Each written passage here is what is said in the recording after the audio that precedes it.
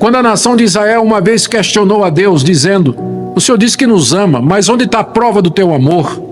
Nós estamos aqui cercado de nossos inimigos, nossa situação financeira é difícil, somos escravos, subsidiários do império babilônico, persa, e pagando tributo, pagando imposto, e o Senhor disse que nos ama. Em que é que o Senhor nos amou? Resposta de Deus: você quer uma prova do meu amor? Eu vou dar. A prova de que eu amo vocês é que eu amei o pai de vocês, Jacó, e aborreci Esaú, que era o irmão dele, quando eu poderia ter feito o contrário. Mas eu amei vocês e aborreci Esaú. Essa é a prova do meu amor, que eu escolhi vocês para serem o meu povo. Queridos irmãos, abramos a palavra do nosso Deus na carta de Paulo aos Romanos, capítulo 9, e façamos a leitura do verso 6 até o verso 13, dando continuidade à nossa série de mensagens nessa importante carta do apóstolo Paulo, importância essa destacada ainda mais nesse ano, quando comemoramos os 500 anos da Reforma Protestante, sendo essa carta a quem Lutero atribui a sua conversão e a sua compreensão de que o homem é justificado pela fé sem as obras da lei. Romanos capítulo 9, de 6 a 13, ouçamos a leitura. E não pensemos que a palavra de Deus haja falhado, porque nem todos os de Israel são de fato israelitas. Nem por serem descendentes de Abraão são todos seus filhos, mas em Isaque será chamada a tua descendência. Isto é, estes filhos de Deus não são propriamente os da carne, mas devem ser considerados como descendência os filhos da promessa. Porque a palavra da promessa é essa: por esse tempo virei e Sara terá um filho. E não somente ela, mas também Rebeca, ao conceber de um só, Isaque, nosso pai. E ainda não eram gêmeos nascidos, nem tinham praticado o bem e o mal, para que o propósito de Deus quanto à eleição prevalecesse, não por obras, mas por aquele que chama. Já fora dito a ela: o mais velho será servo do mais moço. Como está escrito: amei Jacó, porém me aborreci de Esaú. Até aqui a leitura da Escritura. Irmãos, vamos orar pedindo que Deus nos ilumine na compreensão da mesma. Ó Deus, nós pedimos que Teu Espírito Santo nos conduza agora ao sentido das palavras que foram escritas pelo apóstolo Paulo, aqui registradas de maneira infalível e inerrante. Nós pedimos, ó Pai, que essa palavra acalente o nosso coração, nos conforte, nos instrua, nos edifique, nos corrija, repreenda, tudo de acordo com a nossa necessidade. Tu és o nosso Deus, por isso nós nos dirigimos a Ti, humildes, suplicando na mediação de Jesus que ouças o nosso pedido por iluminação. Em nome dele e de Jesus que nós oramos. Amém. Queridos, o propósito de Paulo nos capítulos 9, 10 e 11, conforme nós já vimos, é explicar por que é que a nação de Israel, tendo recebido tantas promessas da parte de Deus e tendo sido alvo de tantos privilégios da parte de Deus, quando o Messias chegou, quando Jesus Cristo veio a esse mundo, a nação simplesmente o ignorou, para não dizer rejeitou, e o entregou para ser crucificado. Surge uma pergunta: a palavra de Deus falhou? As promessas que ele fez aos descendentes de Abraão, estas promessas caíram por terra? Será que Deus não foi poderoso o suficiente para garantir tudo aquilo que ele prometeu a Abraão? Quando ele disse: sai da tua terra, da tua parentela, de ti farei uma grande nação, em ti serão benditas todas as nações da terra. Aquelas promessas que foram feitas a Davi, dizendo que da tua descendência virá alguém que se sentará no trono de Israel e no trono do mundo para todo sempre.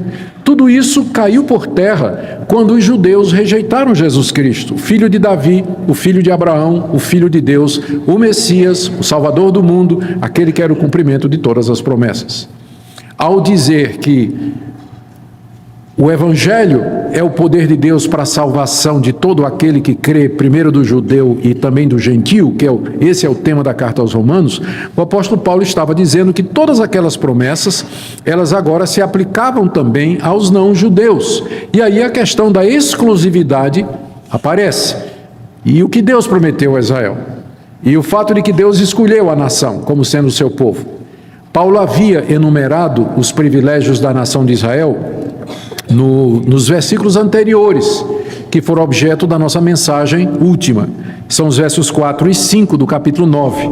São israelitas, pertence-lhes a adoção e também a glória, as alianças, a legislação, o culto e as promessas. Deles são os patriarcas, e também deles descende o Cristo segundo a carne, o qual é sobre todos, Deus bendito para todos sempre. Amém. 9 privilégios Paulo enumera aqui. Deus deu a Israel a aliança, as promessas, o culto, a legislação. É de Israel que vêm os patriarcas, é de Israel que veio o Messias. Como explicar que a maioria dos israelitas rejeitou a Jesus Cristo e o entregou para a morte nas mãos dos romanos? Paulo dá basicamente 2 explicações nos capítulos 9, 10 e 11, que serão objeto dos nossos próximos sermões.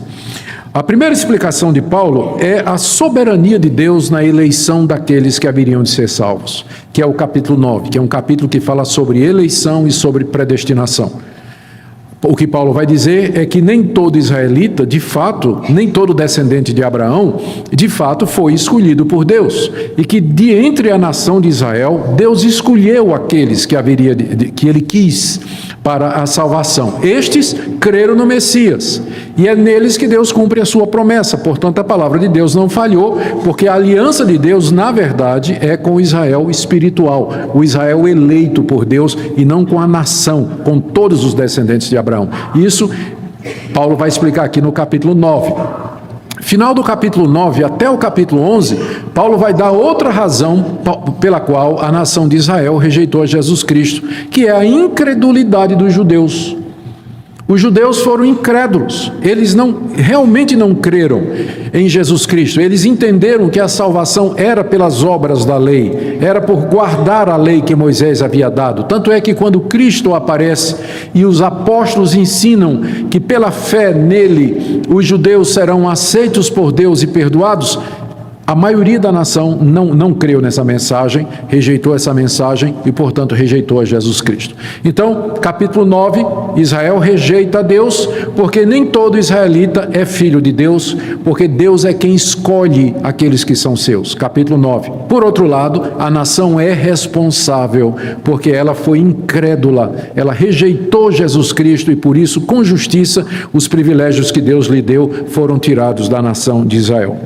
Então, estes são os temas que nos aguardam na série em seguida, não é? E nós vamos ter aí momentos emocionantes pela frente, né? Só assunto fraco, né? Só assunto fraco para a gente tratar. Agora é que a carta aos Romanos começa a pegar mesmo, né? Alguém já disse que o capítulo 9 de Romanos é a criptonita dos arminianos, não é? Porque é difícil brigar contra o capítulo 9, não é? Eu não chegaria a usar esse título, mas sem dúvida, Romanos capítulo 9 é um dos capítulos mais importantes do Novo Testamento para tratar dessa questão da eleição e da predestinação. Aqui Paulo responde 3 perguntas. Primeiro, a palavra de Deus falhou porque a maioria dos judeus não creu em Jesus Cristo? Resposta de Paulo: não falhou. Se cumpriu naqueles que Deus elegeu de entre a nação judaica para serem seus filhos. Aí vem a segunda resposta. Deus elegeu? Segundo questionamento. Deus elegeu? Mas isso não torna Deus injusto quando ele elege uns e deixa outros sem serem escolhidos para a salvação? Resposta de Paulo: não, porque Deus faz o que ele quer. Está aí do verso 14 ao verso 18. Aí vem uma terceira pergunta. Se Deus faz o que ele quer, então por que ele reclama que o judeu não aceitou Jesus Cristo? Resposta de Paulo: quem é você para discutir com Deus? Verso 19 a 29. Então são essas 3 questões que compõem o capítulo 9 e que nós vamos tentar abordar nas mensagens seguintes. Na nossa mensagem anterior, nós expusemos os versos que abrem o capítulo 9. E vocês lembram, versos de 1 a 5, Paulo afirma solenemente o seu amor pelos judeus, sua grande tristeza pelo fato de que eles rejeitaram Jesus Cristo, a ponto de Paulo dizer que, se possível, ele queria ser anátema e separado de Cristo por amor dos judeus, ou seja, ele preferia ir para o inferno no lugar dos judeus, se isso fosse possível, porque eles rejeitaram os grandes privilégios recebidos por Deus, a aliança, as promessas, o pacto, a legislação, o culto, enfim, Deus se revelou somente à nação de Israel no Antigo Testamento e a mais ninguém. E essa nação tão privilegiada virou as costas para Deus quando finalmente o Messias chegou. Paulo estava muito triste por isso, e aí então ele se prepara para responder aos questionamentos que vêm em seguida, e o primeiro deles é então a respeito da promessa de Deus e da fidelidade de Deus. Deus falhou para com os judeus? A palavra de Deus caiu? A resposta de Paulo está aí no verso 6, que eu quero ler com vocês agora. Não pensemos que a palavra de Deus haja falhado. Esse é um pensamento que não deveria passar na nossa cabeça, diz o apóstolo Paulo. Não é uma conclusão lógica daquilo que eu disse nos versos anteriores, de que Deus deu a essa nação tantos privilégios. O fato de que eles não receberam o Messias não leva à conclusão lógica de que essas promessas falharam, porque existe uma outra explicação. E qual é a explicação que o apóstolo Paulo vai dar aqui nos versos de 6 em diante? Ele vai dizer que, embora os descendentes físicos de Abraão, os filhos de Abraão, netos, bisnetos, embora eles tivessem rejeitado Jesus Cristo, os descendentes espirituais de Abraão o receberam e creram nele. E aqui Paulo faz uma distinção entre a descendência física de Abraão e a descendência espiritual de Abraão. Ele faz essa diferença aqui. Quem são esses descendentes espirituais de Abraão? São aqueles que, desde o período do Antigo Testamento, filhos de Abraão, que creram nas promessas que Deus havia feito com respeito à chegada do Messias e à salvação que viria através dele, como, por exemplo, aqueles juízes santos e piedosos, como Gideão, como Samuel, aqueles profetas como Isaías, como Jeremias, como Daniel e todos os demais, ou aqueles reis piedosos como o rei Davi, o rei Ezequias, o rei Josafá e tantos outros, como Simeão e Ana, que estavam no templo quando José e Maria trazem Jesus para ser consagrado no templo, e eles reconhecem que Jesus de fato é a esperança de Israel. Os 12 discípulos que eram judeus e creram em Jesus Cristo, o próprio apóstolo Paulo, que era judeu e creu em Jesus Cristo, todos aqueles 120 irmãos que estavam reunidos no dia de Pentecostes, e todos eles eram judeus, aguardando a promessa do Espírito Santo, todos os demais judeus que creram em Jesus antes dele chegar e depois dele chegar, esses são os descendentes espirituais de Abraão. Essa é a verdadeira descendência espiritual de Abraão, ou seja, a aliança de Deus foi com esse povo espiritual e não com os descendentes físicos de Abraão. O fato de que eles eram descendentes biológicos de Abraão não garantia de que eles estavam no reino dos céus. Não garantia que eles eram filhos de Deus e que eles seriam salvos. Mas dentro de Israel havia um Israel espiritual que a gente chama do descendente, do remanescente fiel, do povo de Deus que existe desde toda a antiguidade. Então, Paulo aqui responde a esse questionamento: será que a palavra de Deus falhou? Ele diz: não pensemos que a palavra de Deus falhou. E ele diz então essas duas coisas. Primeiro, no verso 6, não pensemos que a palavra de Deus haja falhado, porque nem todos os de Israel são de fato israelitas. Nem todos os de Israel são de fato israelitas. Você vê que Paulo aqui usa o termo israelita num sentido que não é étnico, não é um sentido racial. Israelita é um estado espiritual. Nem todos os de Israel são de fato israelitas. Verso 7, mesma coisa. Nem por serem descendentes físicos de Abraão, são todos filhos de Abraão. Filho aqui é filho no sentido espiritual, né? Nem por serem descendentes biológicos de Abraão, quer dizer que todos eles sejam filhos de Abraão. Então, ser israelita e ser filho de Abraão é uma categoria espiritual. Ela não é biológica, não tem nada a ver com raça. É uma questão espiritual diante de Deus. Paulo, num certo sentido, ele já havia adiantado esse assunto no capítulo 2, que eu quero convidar você agora a abrir lá comigo. Se você vem seguindo essa série desde o começo, você lembra que nós chegamos aqui e nós dissemos exatamente esse ponto. Aqui no capítulo 2, Paulo está respondendo ao judeu que pensava que a circuncisão dava a ele alguma vantagem diante de Deus comparado com os gentios que não eram circuncidados. Olha a resposta de Paulo, Romanos 2, de 28 a 29.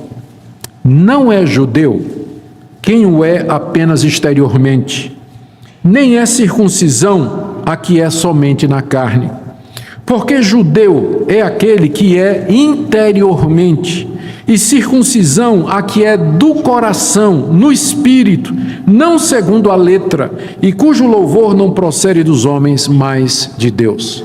Aqui o apóstolo Paulo redefine o conceito do que é ser um judeu. Um judeu não é apenas aquele que é exteriormente, aquele que foi circuncidado, que teve aquela cirurgia aos 8 dias, em que é removida a carne do prepúcio.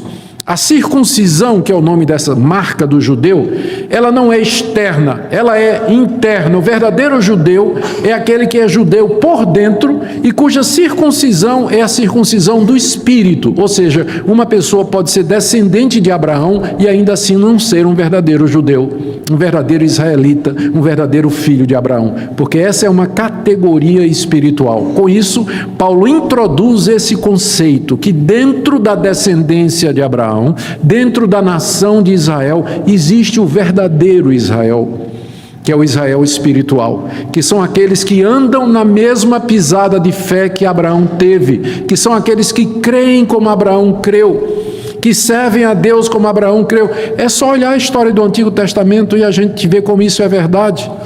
A grande parte da nação de Israel sempre foi incrédula, sempre foi rebelde. Qual dos profetas os judeus não perseguiram?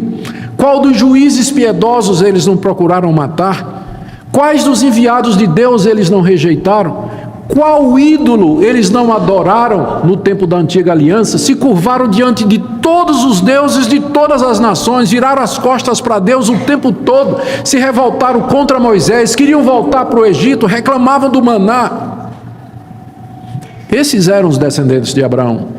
Agora, dentro desse povo descendente de Abraão, rebelde, incrédulo, teimoso, idólatra, Deus tinha o seu povo remanescente fiel, aquele povo que Deus disse a Elias, quando Elias estava dizendo: acabou, eu sou o último, ó Deus, a nação toda está atrás de Baal, somente eu temo ao Senhor. E Deus disse: Elias, fica quieto, eu reservei para mim 7.000 que não dobraram o joelho a Baal.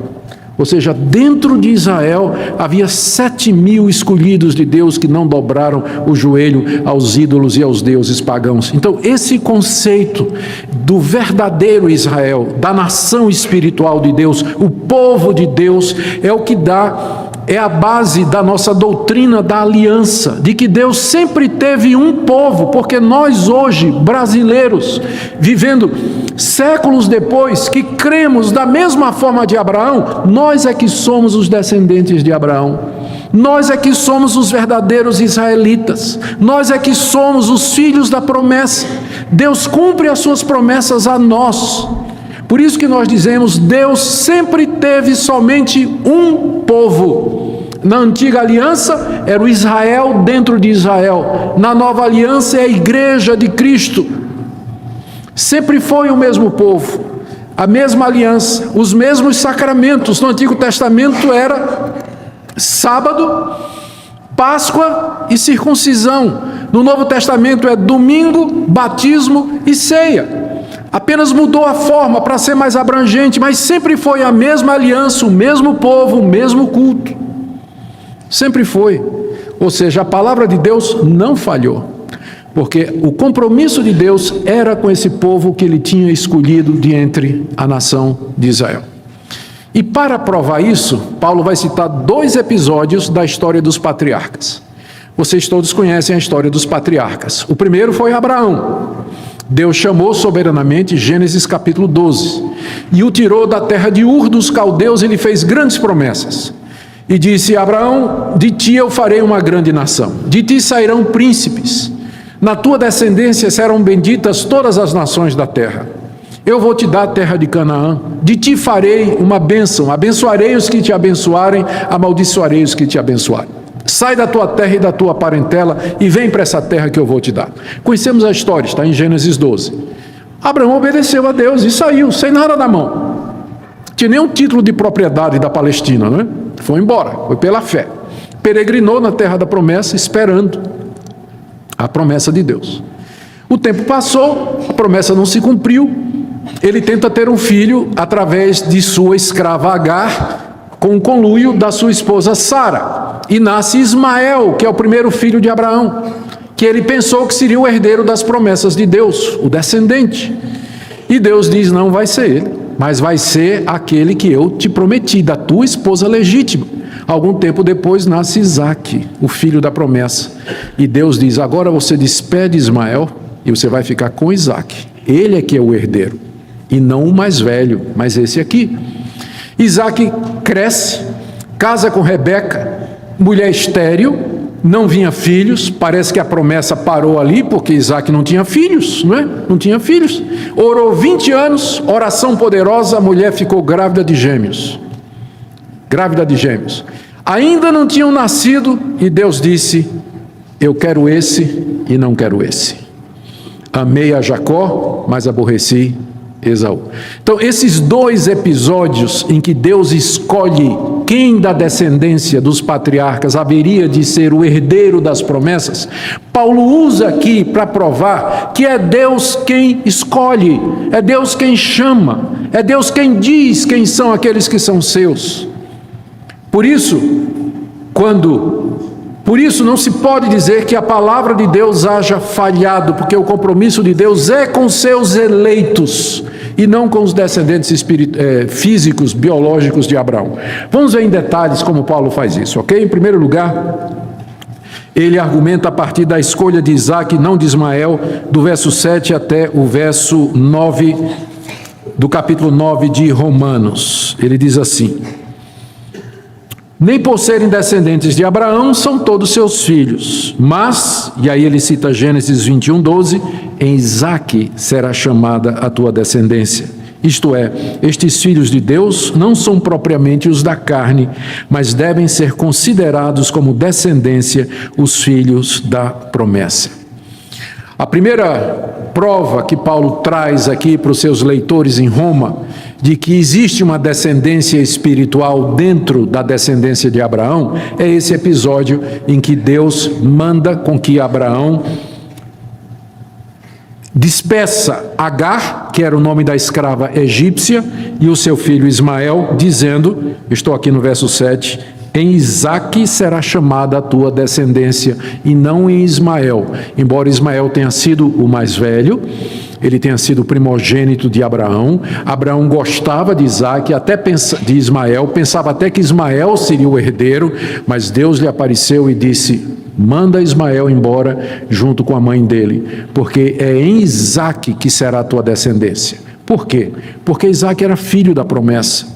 Isaque era filho da mulher legítima. Isaque nasceu de um milagre de Deus. Ele é que seria o portador das promessas, ele é que seria o representante do povo de Deus.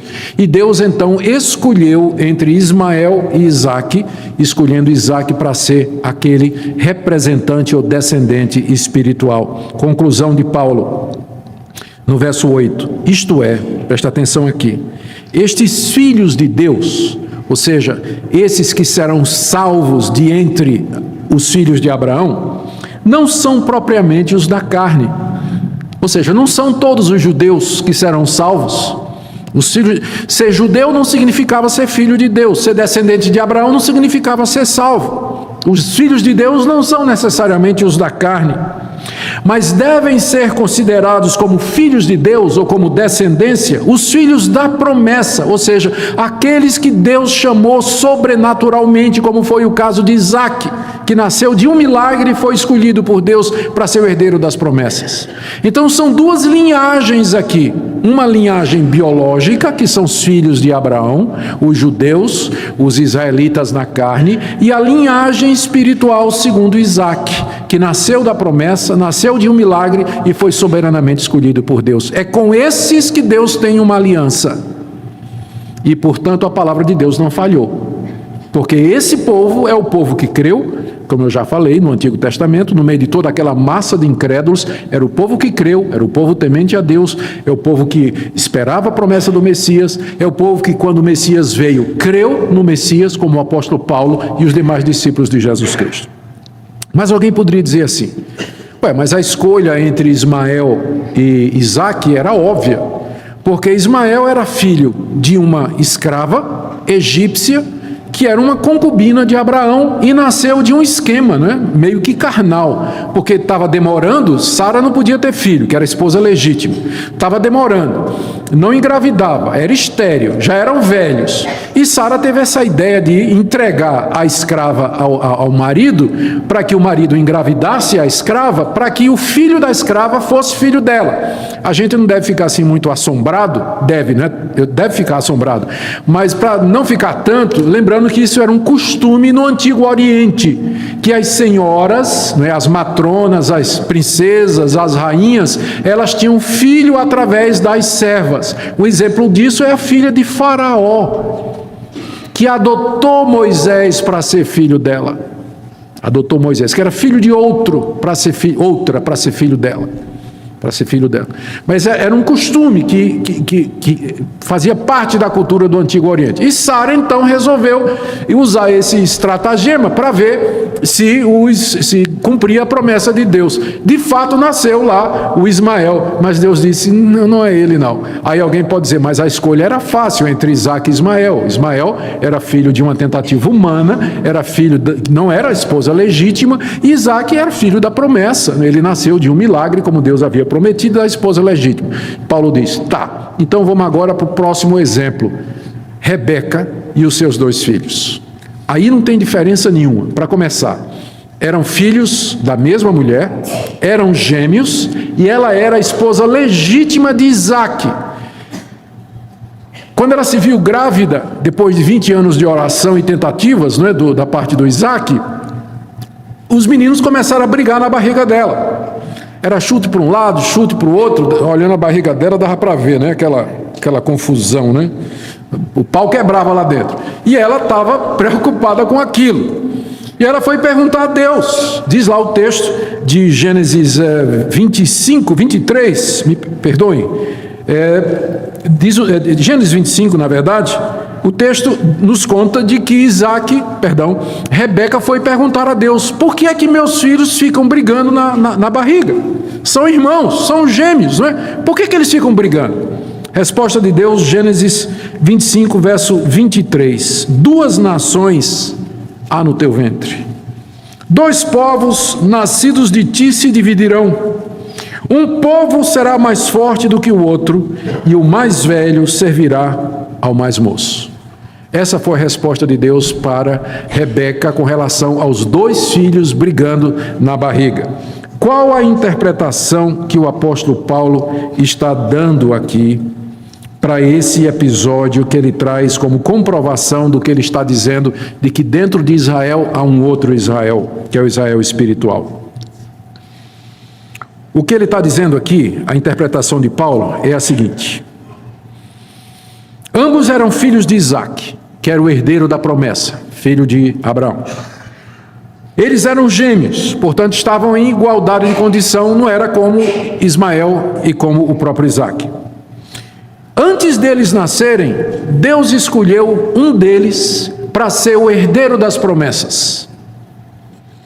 Terceiro, quando essa escolha foi feita, eles não tinham feito ainda ou cometido nem o bem nem o mal. Ou seja, a escolha de Deus não foi baseada nem da previsão do que eles fariam e nem de qualquer coisa que eles já tinham feito. Deus escolheu porque quis. Porque o critério não tinha critério. Eram dois bebês na barriga, um igual ao outro. Deus escolheu um e disse: esse, que inclusive vai ser o mais moço, ele vai ser o senhor do mais velho, e o mais velho vai servir ao mais moço. Eles representarão duas nações que se dividirão e brigarão, mas prevalecerá a nação que vier do mais moço, que será Jacó. E Deus fez essa escolha antes que eles nascessem. Olha como Paulo interpreta isso no verso, voltando aqui para Romanos, no verso 11. Não eram gêmeos, nascidos, nem tinham praticado o bem e o mal. Aí vem aqui um parênteses, onde Paulo explica. Para que o propósito de Deus quanto à eleição prevalecesse. Qual é o propósito de Deus? Que o povo dele seja dele de acordo com o propósito dele, porque ele chama. Não é porque o povo merece, mas porque Deus chama. Não é porque fizeram bem, não é porque um é melhor do que o outro, mas porque Deus chama. Esse é o propósito de Deus. Para que o propósito de Deus quanto à eleição prevalecesse, não por obras, não foi porque Jacó era melhor do que Esaú, mas por aquele que chama. O critério é que Deus chama quem Ele quer. Ele chama quem Ele quer. E esse chamado não é baseado em obras, não é baseado em quem merece ou quem é melhor do que o outro. É baseado na soberania de Deus, como Ele fez também com Isaac. Para que ficasse claro que o povo de Deus é composto daqueles que Deus soberanamente chama. Aí Paulo diz: Deus disse a Rebeca, verso 12, o mais velho, que é Esaú, será servo do mais moço. Isso significava dizer que o herdeiro das promessas seria o filho mais moço, ao contrário do que era comum na época, que geralmente era o mais velho que herdava. Então, falando em termos da cultura da época, o herdeiro era para ser Esaú. Mas Deus reverteu a condição humana exatamente para mostrar a soberania dele. É quem eu escolho. Eu não respeito as atribuições ou instituições humanas, mas é aquele que eu chamo. E ele escolheu Jacó.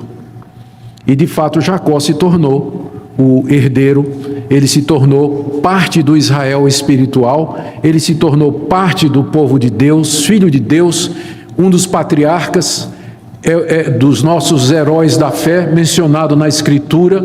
É dele que vem o nome da nação de Israel. Tudo isso por escolha divina de Deus, quando ele era um bebê no ventre da sua mãe, não tinha feito bem ou mal, não tinha nascido, e ao lado dele tinha um irmão que estava nas mesmas condições que ele estava, portanto elegível também, mas não. E Paulo termina citando o profeta Malaquias como prova do que ele está dizendo.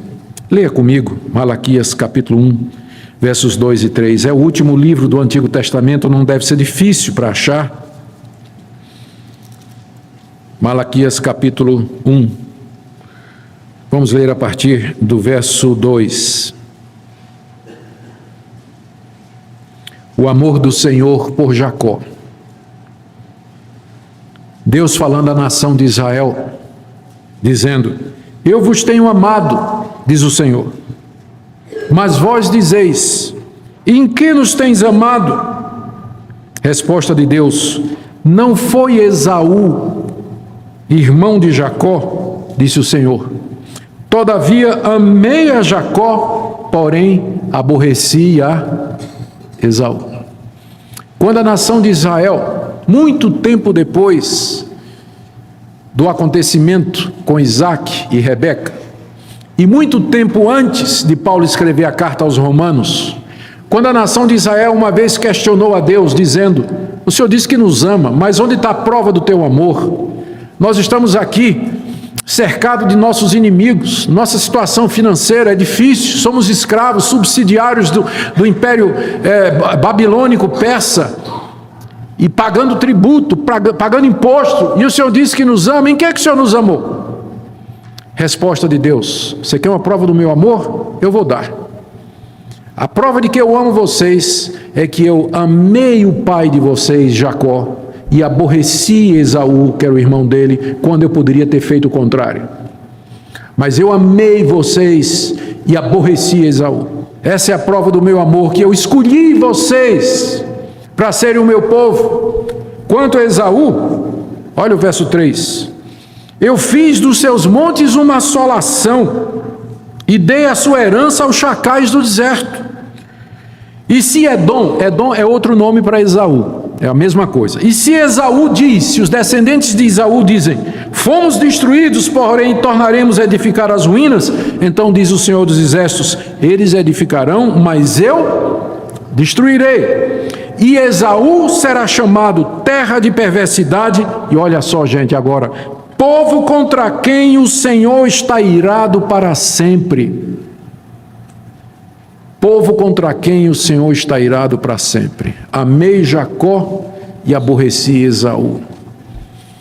Jacó e Esaú representam Jacó, os eleitos de Deus, o Israel dentro de Israel, o povo de Deus, do qual nós somos os descendentes espirituais, e Esaú representa aqueles que Deus deixou entregues aos seus próprios pecados e contra quem Deus está irado para todo sempre, e que sofrerão a sua justa ira por toda a eternidade.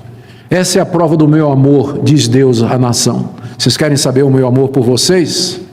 E não é a mesma coisa que Deus vai nos dizer hoje? Às vezes nós questionamos a Deus, será que o Senhor me ama? Dá tudo errado na minha vida. Tenho 40 anos, não arrumei namorado ainda. Não passo em concurso nenhum. A minha empresa está falida, eu vivo apertado. Doença, tem uma doença que me acompanha, não fico bom. Doença na minha família, dá tudo errado na minha vida, Deus. Será que o Senhor me ama? Qual é a resposta de Deus? Qual é a maior prova do amor de Deus para com você? Não são as bênçãos materiais, mas a maior prova de Deus é essa: eu amei Jacó e aborreci Esaú. Eu amei você, escolhi você, chamei você pelo Evangelho, perdoei os seus pecados e fiz você parte desse povo espiritual que tem origem lá em Abraão e antes dele. O meu povo, o povo antigo, o povo eterno.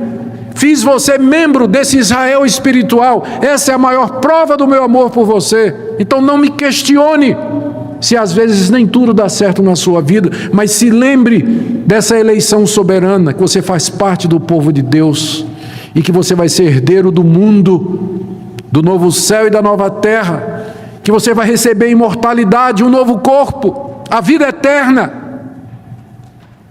Essa é a resposta que Malaquias dá ao povo de Deus e é a resposta que Paulo dá aqui sobre o questionamento: as promessas de Deus falharam? Não, a promessa de Deus não falhou.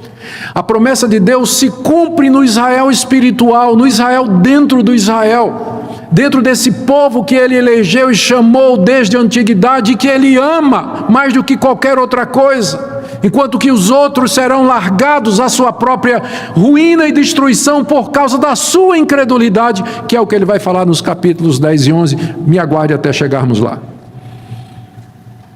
Que privilégio. Como é que a gente pode terminar isso aqui, gente? Esse capítulo, essa parte do capítulo 9, tão pujante. O que é que nós podemos aprender? Eu quero destacar 3 ou 4 pontos aqui. Primeiro, o fato de que Deus escolheu soberanamente, de entre os filhos de Abraão e de Isaque, aqueles que seriam seus filhos, os filhos da promessa e a descendência prometida, indica que existe um Israel espiritual dentro do Israel biológico. E que esses do Israel espiritual são eleitos, ou foram eleitos soberanamente por Deus, e é para com eles que Deus cumpre todas as promessas feitas a Abraão, Isaque, Jacó, Davi, todas aquelas promessas do Antigo Testamento, elas se cumprem nesse Israel espiritual.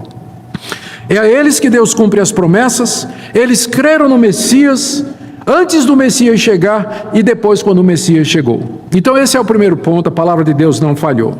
Segundo, esses filhos de Deus, eles foram eleitos não somente de entre os filhos de Abraão, mas também de entre todas as nações.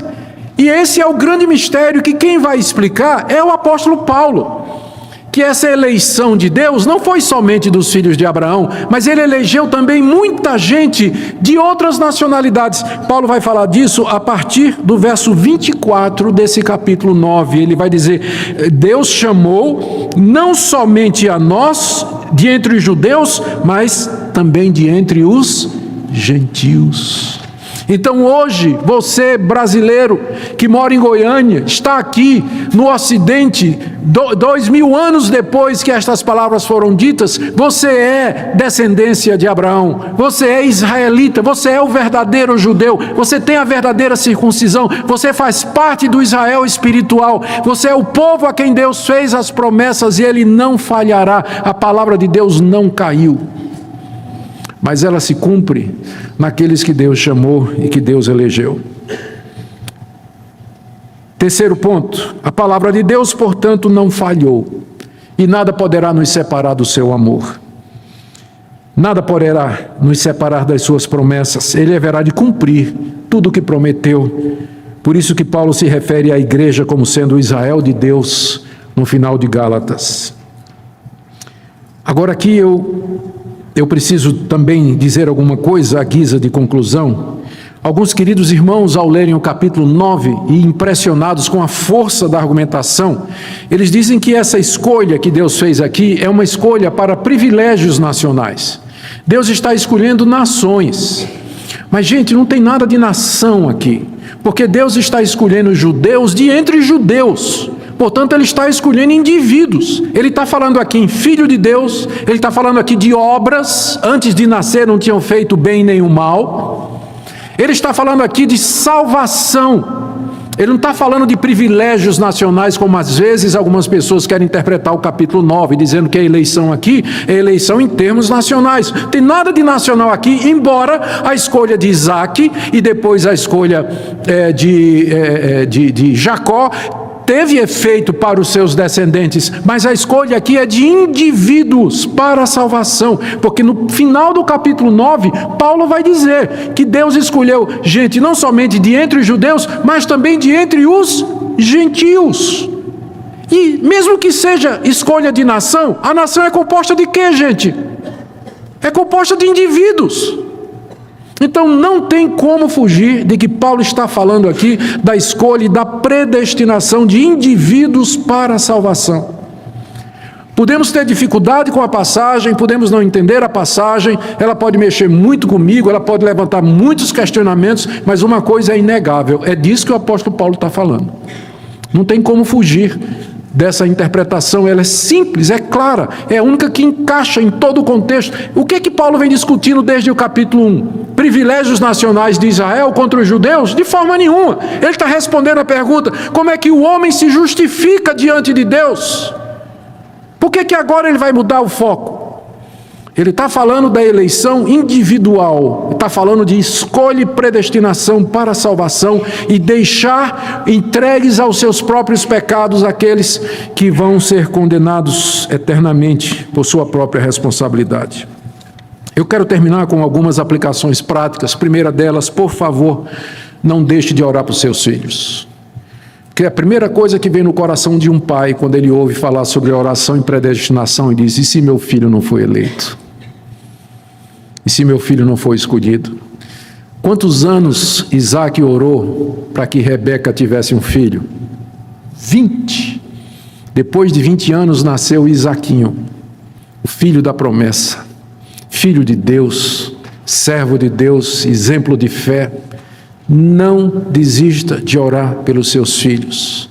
Enquanto eles estiverem vivos, há esperança, especialmente vocês que têm filhos que não estão andando nos caminhos do Evangelho. Filhos que estão desviados, filhos que um dia participaram da igreja, foram até batizados, fizeram profissão de fé, mas que não andam mais nos caminhos de Deus. Não desista, a semente está lá. Estava conversando com o Dr. Derek Thomas, que veio para o nosso encontro da fé reformada, e comentando como, infelizmente, não é? Acontece muito isso, especialmente hoje em dia, até muito frequente entre filhos de pastores, que são criados no Evangelho, que conhecem a palavra desde cedo, e depois de uma certa idade, geralmente quando vão para a universidade, eles não querem mais seguir no caminho do Senhor. E o Derek Thomas disse, eu tenho um filho por quem eu peço também as orações. E eu sei que aqui nesse auditório há pastores também que gostariam que vocês orassem pelos filhos deles. E entre aqueles que me ouvem também. O fato de que a salvação é soberana escolha de Deus, em momento nenhum é um empecilho para que você ore pela conversão do seu filho. Porque no mesmo capítulo em que Paulo está falando de que é segundo a eleição de Deus, Paulo diz que Isaque orou 20 anos pela sua esposa e Deus deu um filho crente.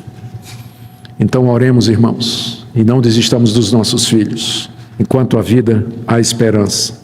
Segunda coisa, também não deixe de evangelizar. O fato de que a salvação, em última análise, vai depender do chamado eficaz de Deus. É Deus que vai trazer, é Deus que vai chamar de uma maneira irresistível. Isso não quer dizer que nós não devamos evangelizar, porque é através da nossa pregação que Deus vai chamar os que são seus, aqueles que Ele elegeu antes da fundação do mundo. Ao contrário, nós devemos nos animar a pregar a palavra de Deus cada vez mais. Uma palavra também aos jovens da igreja, adolescentes da igreja que estão me ouvindo aqui nessa noite. Você teve o privilégio de nascer na igreja. Você teve o privilégio de conhecer o Evangelho desde cedo. Você foi batizado em nome do Pai, do Filho e do Espírito Santo, ou foi consagrado na sua igreja se você vem de uma outra denominação. Os seus pais, de um jeito ou de outro, ofereceram você a Deus, oraram por você e quiseram que você fosse um servo de Deus, e é o desejo mais profundo do coração deles. Desde cedo você aprendeu as histórias bíblicas, a cantar aqueles corinhos. Aprendeu o que é que o cristianismo significa, o que é certo e o que é errado. Isso não significa que você é filho de Deus e que você está salvo. Você vai ter que ter um momento em que você, diante de Deus, vai dizer: Deus, eu creio em tudo isso. Eu sou isso, eu faço parte do teu povo, te dou graças por esse privilégio. Eu quero professar a minha fé, eu quero assumir o cristianismo que meus pais me ensinaram. E eu quero viver para a tua glória. Então não demore em fazer isso. Não demore em fazer isso. Se você já entendeu a mensagem do Evangelho, se você crê nessa mensagem, não demore em dizer: eu quero fazer minha profissão de fé, eu quero me tornar membro comungante da igreja, eu quero professar Jesus, eu quero andar nos caminhos do Senhor. Se você de fato já confessou isso, não pense que pelo fato de você ter nascido na igreja, isso é uma garantia de que você é filho de Deus. Nem todos os descendentes de Abraão são de fato israelitas. Você me pergunta: pastor, como é que eu sei? A resposta não está dentro de você. A resposta está na cruz do Calvário. Você vai olhar para a cruz, é lá que você vai encontrar a resposta. E se você conseguir ver Jesus Cristo morrendo pelos seus pecados, derramando seu sangue pelas suas iniquidades, se você conseguir perceber que o sofrimento dele é em seu lugar, sim, você é eleito. Porque somente os eleitos percebem isso. Mas você não vai encontrar resposta olhando para dentro de você, não. Tipo assim: será que eu sou bonzinho? Será que eu mereço? A resposta é não, você não é bonzinho e você não merece. Mas você vai olhar para a cruz, e se ali você conseguir ver a agonia do Salvador e dizer: foi por mim, e eu coloco a minha esperança, a minha expectativa e a minha salvação somente no sacrifício de Cristo, você é da descendência de Abraão. Você é do descendente prometido, você é daqueles a quem Deus fez a promessa, e você não será envergonhado por entregar sua vida completamente a Jesus Cristo. Que você faça isso nessa noite, que você creia, olhe para o Senhor Jesus, e você será salvo dos seus pecados e da sua culpa. Que Deus nos ajude nessa noite, irmãos. Oremos. Oh Deus bendito, queremos nos curvar diante da tua soberania. E queremos dizer da nossa alegria e do regozijo quando o Espírito Santo testifica ao nosso coração que Jesus Cristo é o nosso Salvador. A gente sabe que não merece nada, não é por obras, não é por merecimento, não é por antevisão da tua presciência de que nós iríamos isso ou aquilo, mas pela tua graça, que hoje nós podemos nos curvar e dizer: eu creio no Senhor Jesus como meu Senhor, como meu Salvador, e somente nele eu confio. Senhor, que nessa noite teu Espírito Santo aplique a palavra a todos os que ouvem. Senhor, nós pedimos que o Senhor nos desperte como igreja para anunciar esse evangelho glorioso. Nós pedimos que o Senhor nos ajude a nos amar como irmãos, como parte do povo de Deus, Um povo que se ama, que se respeita, se perdoa, se ajuda. Que não sejamos estranhos uns para com os outros, mas amigos, fraternos, companheiros, herdeiros das mesmas promessas. Abençoa esta igreja, abençoa os queridos irmãos que estão chegando como nossos irmãos para juntos te cultuarmos. De que essa igreja seja uma igreja acolhedora, amiga, que os receba de braços abertos. Nós oramos, ó Deus, que em tudo tu sejas glorificado e honrado, em nome do Senhor Jesus. Amém. Baixe nossos conteúdos gratuitamente. Acesse o canal pelo link na descrição.